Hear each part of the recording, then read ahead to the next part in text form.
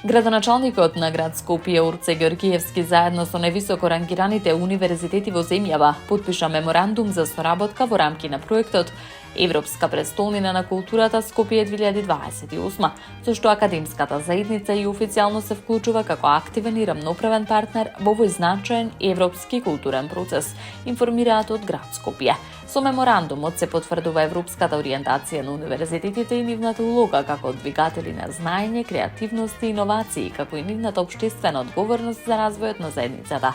Вклучувањето во Скопје 2028 отвара можности за интегрирање на културата во наставните и истражувачките програми, поттикнување на студентската креативност и младинскиот ангажман, како и развој на интердисциплинарни и меѓународни партнерства.